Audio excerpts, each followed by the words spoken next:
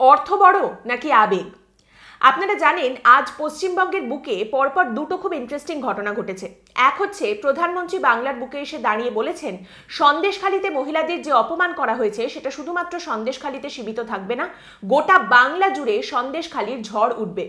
এবং আমাদের রাজ্যের মুখ্যমন্ত্রী মমতা বন্দ্যোপাধ্যায় আজ ঘোষণা করেছেন যে আশা কর্মী, অঙ্গনবাড়ি কর্মী, আইসিডিএস হেল্পার বা আইসিডিএস সহকারী যারা রয়েছেন তাদের বেতন বৃদ্ধি করা হলো। আপনারা জানেন এই তিনটি পদেই কাজ করেন মহিলারা, অর্থাৎ মহিলা ভোট ব্যাংক। এবার আপনারা জানেন যে বারবার পশ্চিমবঙ্গে এই সংখ্যালঘু vote bank, Matua vote bank, এই সমস্ত কিছুর হিসেবকে সামনে রাখা হয় রাজনৈতিক সমীকরণ বোঝানোর জন্য। আর এই সব ভোট ব্যাংকে ছাপিয়ে যায় যে ভোট ব্যাংক, সেটা হচ্ছে পশ্চিমবঙ্গের মহিলা ভোট ব্যাংক। এবার সন্দেশখালিতে যা ঘটনা এতদিন ধরে ঘটেছে, যে সমস্ত কথা সামনে উঠে এসেছে, তার মধ্যে থেকে একটা লাইন কিন্তু এই রাজ্যের শাসক দল অর্থাৎ তৃণমূল কংগ্রেসকে ভীত করেছে, চিন্তিত করেছে। তেমনই সেই একই লাইন আবার পশ্চিমবঙ্গের বিজেপিকে কিন্তু রাজনৈতিকভাবে সজাগ করেছে যে এটাই কি সেই মুহূর্ত, এই কি সেই ফাঁক যেটার জন্য রাজ্য বিজেপি এতদিন ধরে অপেক্ষা করে বসেছিল। কি সেই লাইন? আপনারা জানেন সন্দেশখালির বুকে একজন মহিলা দাঁড়িয়ে বলেছেন যে আমাদের ভাতা চাই না, ভাতা, এই যে মমতা বন্দ্যোপাধ্যায় অর্থনৈতিক যে সহযোগিতা করছেন আমাদের চাই না। মমতা বন্দ্যোপাধ্যায় এই ভাতা দেওয়ার আগে কি আমরা বাঁচতাম না?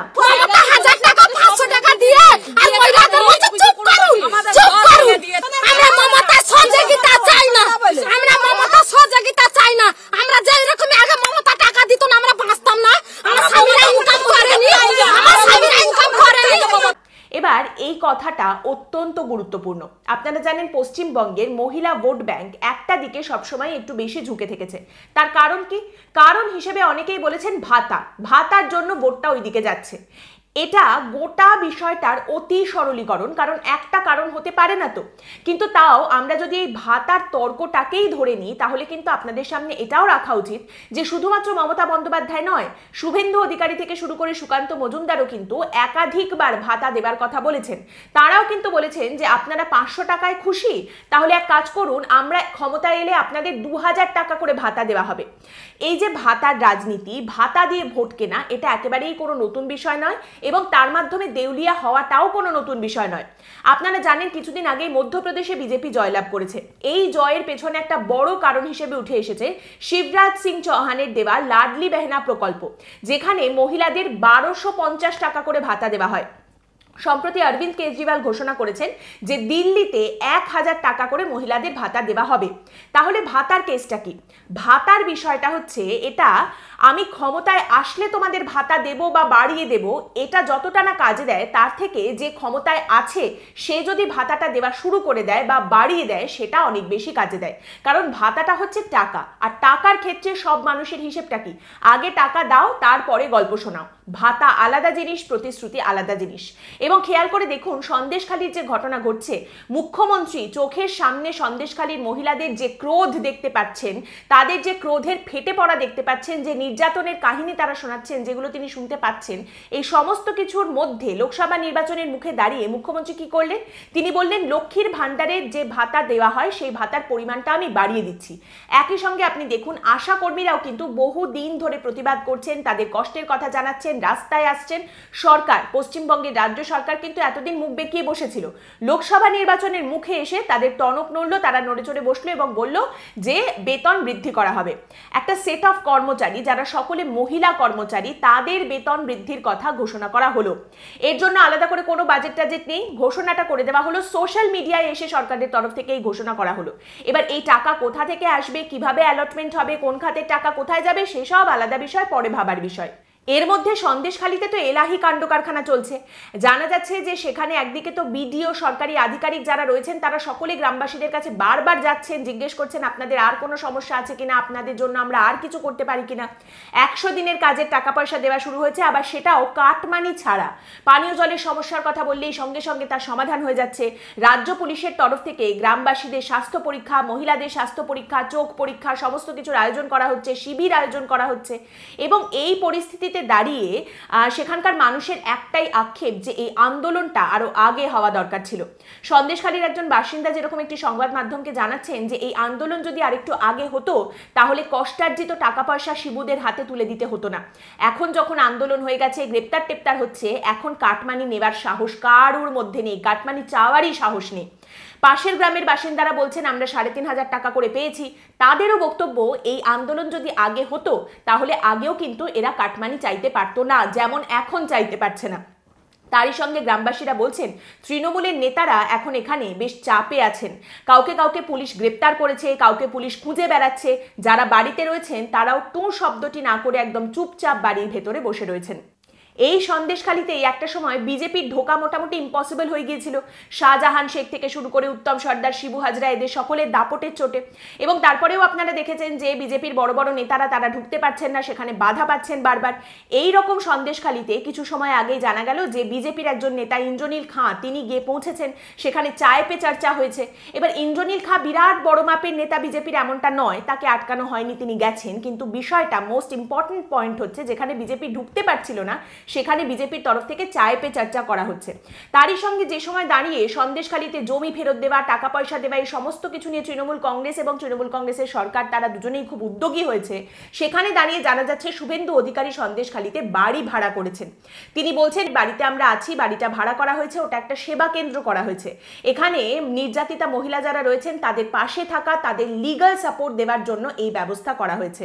তারই সঙ্গে আপনারা জানেন সন্দেশখালীর মহিলারা আজ প্রধানমন্ত্রীর সঙ্গে দেখা করেছেন, তাকে নিজেদের সমস্যার কথা জানিয়েছেন বলে জানা যাচ্ছে।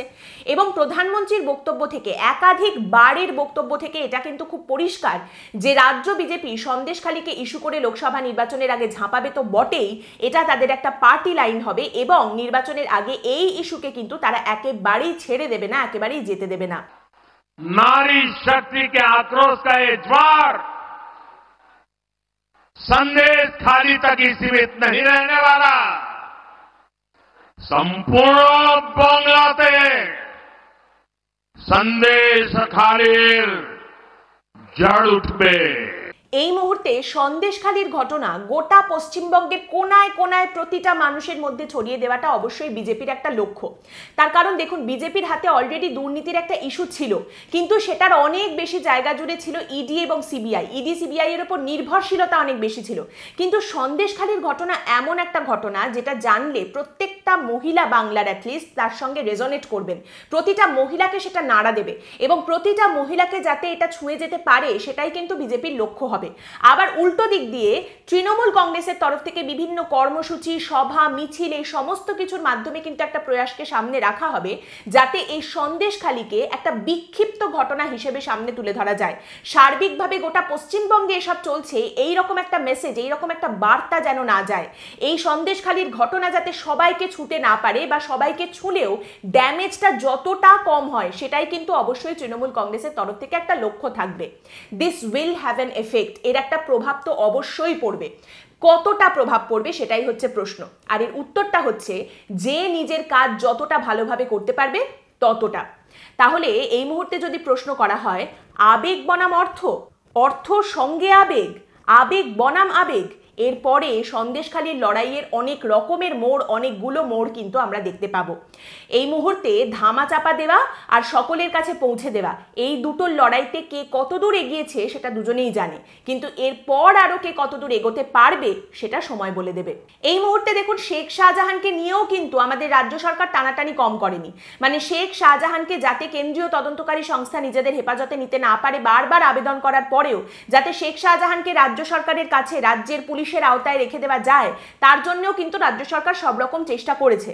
আপনি দেখুন শেখ শাহজাহানের মতো তৃণমূল কংগ্রেসের একজন খুচরো নেতার জন্যও কিন্তু সরকার সুপ্রিম কোর্ট পর্যন্ত গেছে অন্য সব বিষয়ের মতো।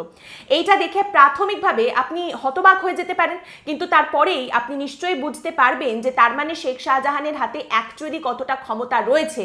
শেখ শাহজাহান কেন্দ্রীয় তদন্তকারী সংস্থার হাতে গেলে সে আরও কোন কোন তথ্য উগড়ে দিতে পারে সেটা ভেবে আমাদের শাসক দল কিন্তু যথেষ্ট চিন্তিত চিন্তিত এবং ভাবিত। আপনি দেখবেন সন্ধেবেলার অনুষ্ঠানগুলোতে প্রোটোকল, তদন্ত, কে আগে গ্রেপ্তার করেছে, কে করেনি, বিচার ব্যবস্থার প্রতি সম্পূর্ণ আস্থা রয়েছে, আমাদের আদালতের উপরে সম্পূর্ণ আস্থা রয়েছে, এইরকম নানা জল্পনা কল্পনা আলোচনা শুনতে পাবেন।